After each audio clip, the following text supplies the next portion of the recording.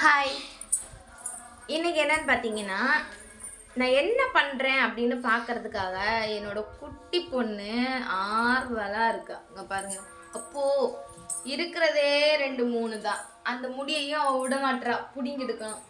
அங்கே இன்னொன்று வீட்டு வேலை பார்க்குறேங்கிற அதிசயமாக இன்னைக்கு வீடு தூத்து தராங்களாம்மா.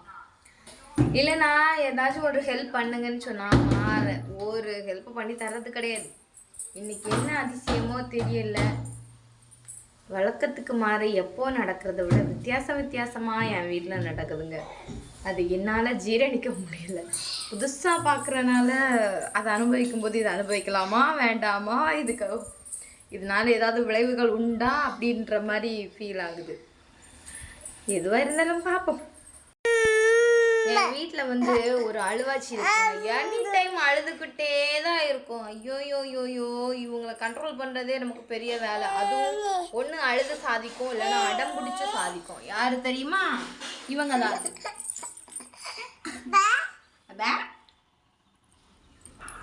அழுதழுதே சாதிச்சிருவாங்க, இல்லை அடம் பிடிச்சே சாதிச்சிருவாங்க இவங்க.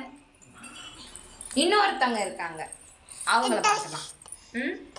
ரியா, இங்க வாமா, இங்க வா,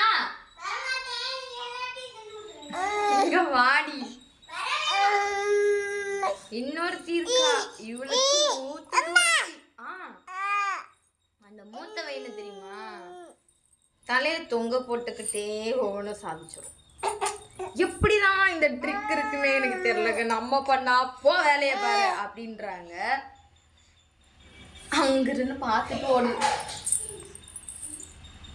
என்னத்த சொல்ல இந்த பிள்ளைங்களை, ஒன்றுக்கும் ஆனால் நல்லா கற்றுக்குதுங்க.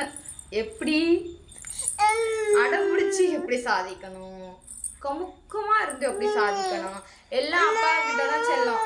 நம்ம இதுங்களுக்கு ஆய் கழுவி விட்டு, குளிப்பாட்டி விட்டு, சாப்பாடு ஊட்டி விட்டு 24 மணி நேரம் நம்மக்கிட்டே தான் இருக்கும்.